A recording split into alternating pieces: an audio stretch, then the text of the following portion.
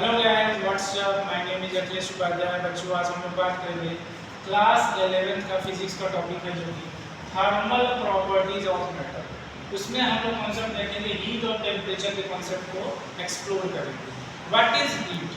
Heat क्या होता है बच्चे? Heat is a form of energy. Heat क्या है बच्चे? Heat is a form of energy. Heat क्या है? तरह से फॉर्म ऑफ एनर्जी है। एनर्जी के बहुत सारे फॉर्म होते हैं बच्चे, उनमें से एक फॉर्म है हीट की। Heat is also a form of energy. Energy की यूनिट क्या होती है? जूल। तो हीट की भी क्या यूनिट होती है बच्चे? जूल। इसका यूनिट क्या हो जाता है? जूल। यूनिट हो जाता है जूल। अच्छा, तो हीट, अब हीट को क्या करेंगे? जैसे मान लीजिए वर्क का भी यूनिट होता है बच्चे जूल। वर्क और हीट में क्या डिफरेंस है? वर्क का भी यूनिट होता है जूल, वर्क का भी यूनिट होता है जूल, और हीट का भी यूनिट होता है जूल। तो दोनों में क्या है? दोनों क्या है? Both work and heat is also a form of energy. Work is एक फॉर्म ऑफ एनर्जी है और हीट भी क्या है? एक फॉर्म ऑफ एनर्जी है। तो वर्क का भी यूनिट होता है जूल और हीट का भी यूनिट होता है जूल। लेकिन वर्क जब हम लोग करते हैं that is mechanical form of energy. Work क्या है बच्चे? Mechanical form of energy. इसमें मैकेनिकल वर्क करते हैं, mechanical work, mechanical form of energy, mechanical form of energy है बच्चे। हीट वर्क क्या है? Mechanical form of energy. और हीट क्या है? Non mechanical form of energy, non mechanical form of energy, non mechanical form of energy. Heat is a, heat क्या है? Non mechanical form of energy and work क्या है बच्चे? Mechanical form of energy. अच्छा, heat हमने देख लिया, heat is a form of energy, unit होता है joule, non mechanical form of energy. इसके बाद हम लोग बच्चे देखते हैं टेम्परेचर। टेम्परेचर क्या होता है? What is temperature? What is temperature बच्चों? टेम्परेचर को कैसे डिफाइन करोगे? What is temperature? टेम्परेचर को कैसे डिफाइन करेंगे? टेम्परेचर क्या बताता है? टेम्परेचर बताता है, temperature is defined as the degree of hotness और कोल्डनेस ऑफ ए बॉडी। कोई बॉडी कितना हॉट है या कितना कोल्ड है उसके टेम्परेचर से हम लोग पता करते हैं। तो टेम्परेचर क्या बताता है? The degree of hotness, degree of hotness, hotness और coldness of a body, coldness of a body. कोई बॉडी कितना हॉट है या कितना कोल्ड है वो कैसे पता करते हैं बच्चे? उसके टेम्परेचर से पता करते हैं। ठीक है। अच्छा, अब टेम्परेचर से पता करते हैं तो टेम्परेचर को मेजर कैसे करेंगे? तो हम लोग के सिलेबस में टेम्परेचर को मेजर करने के मेनली 3 स्केल थे जो कि इन्होंने साइंटिस्टों ने अपने नाम पे रखा हुआ है। कौन कौन सी स्केल है टेम्परेचर मेजर करने के लिए हमारे सिलेबस में? एक है सेल्सियस स्केल है, एक दूसरा है फ़ारेनहाइट स्केल है, और नेक्स्ट है केल्विन स्केल। तीन सारे स्केल के बारे में बात कर लेते हैं बच्चे, हम लोग कैसे कैसे मेजर करेंगे। अच्छा, तो इसमें देख लेते हैं 3 स्केल है। एक है सेल्सियस स्केल, सेल्सियस स्केल है। दूसरा है फ़ारेनहाइट स्केल, फ़ारेनहाइट स्केल है। तीसरा है बच्चे kelvin scale, kelvin scale.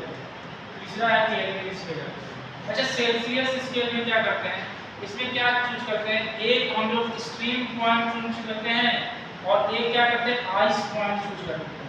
Ice point का मतलब होता है बच्चे कि उस स्केल से मिनिमम हम लोग कितना मेजर कर सकते हैं।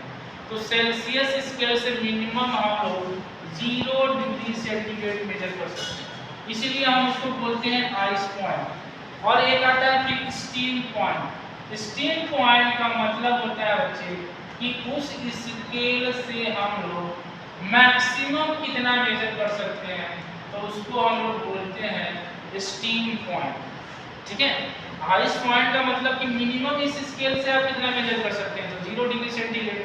मैक्सिमम कितना मेजर कर सकते हैं उसको बोलते हैं स्टीम पॉइंट, तो वो होता है 100 डिग्री सेंटीग्रेड। ऐसे ही आता है बच्चे फ़ारेनहाइट। तो फ़ारेनहाइट में जो आइस पॉइंट होगा इसका, यानी मिनिमम आप कितना मेजर कर सकते हैं थ्रू फ़ारेनहाइट स्केल, वो होता है 32 डिग्री फ़ारेनहाइट। और इसका स्टीम पॉइंट आता है बच्चे, स्टीम पॉइंट मतलब स्टीम पॉइंट आता है इसका, वो होता है 212 फ़ारेनहाइट, 212 फ़ारेनहाइट। उसके बाद देख लेते हैं हम लोग केल्विन स्केल आता है। केल्विन स्केल का आइस पॉइंट कितना होता है, यानी कितना हम लोग मिनिमम मेजर कर सकते हैं, तो अप्रोक्सीमेशन 273 केल्विन ले लेते हैं, 270 मिनिमम मेजर कर सकते हैं। और इसका स्टीम पॉइंट कितना हो जाए, यानी मैक्सिमम हम लोग कितना मेजर कर सकते हैं, 373 केल्विन, 373 केल्विन हम लोग मेजर कर सकते हैं, 373 केल्विन हम लोग मेजर कर सकते हैं। अच्छा, तीनों में क्या रिलेशन है, तीनों स्केल में क्या रिलेशन है, देख लेते हैं बच्चे स्केल में रिलेशन क्या है। मान लीजिए कोई कॉमन पॉइंट हमने यहाँ C ले लिया, यहाँ पे F ले लिया और यहाँ पे K ले लिया।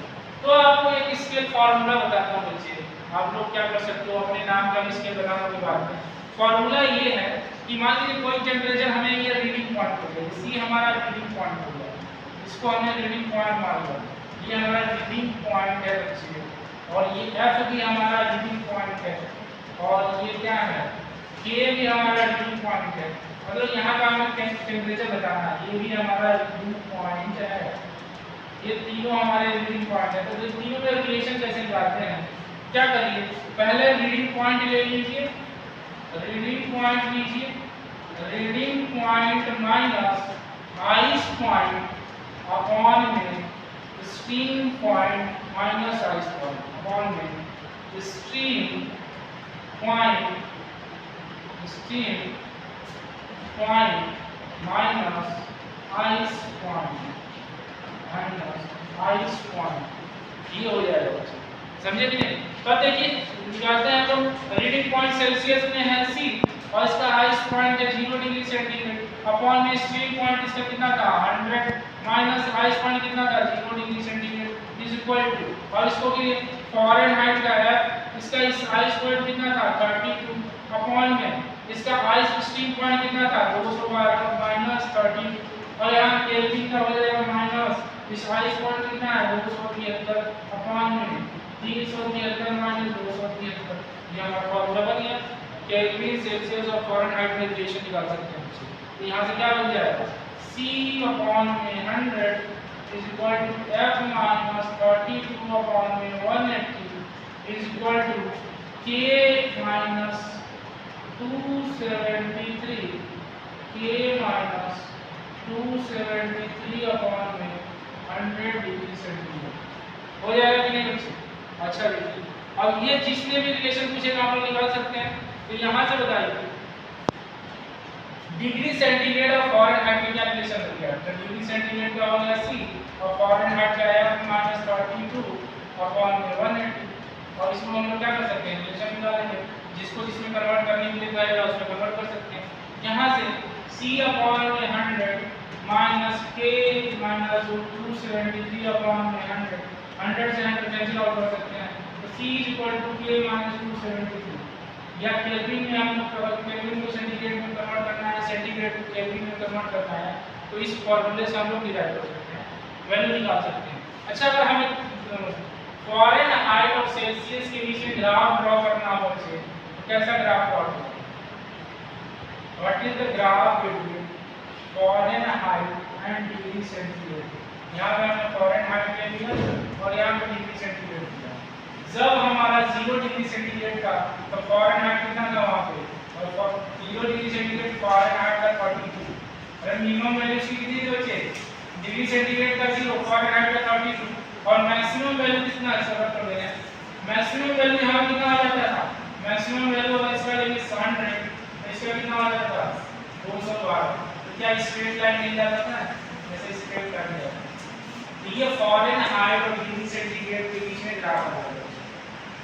अब केल्विन और सेल्सियस के बीच में कैसे ग्राफ आएगा, केल्विन और सेल्सियस के बीच में ग्राफ कितना आएगा बच्चे, इसका ग्राफ देखिए K इज इक्वल टू क्या हो जाएगा 273 प्लस C, 273 प्लस C आ जाएगा, यानी अगर आपका केल्विन का ये स्केल हो गया, यहाँ पे डिग्री सेंटीग्रेड हो गया, यहाँ पे केल्विन हो गया, जब डिग्री सेंटीग्रेड 0 होगा तो केल्विन कितना आएगा बच्चे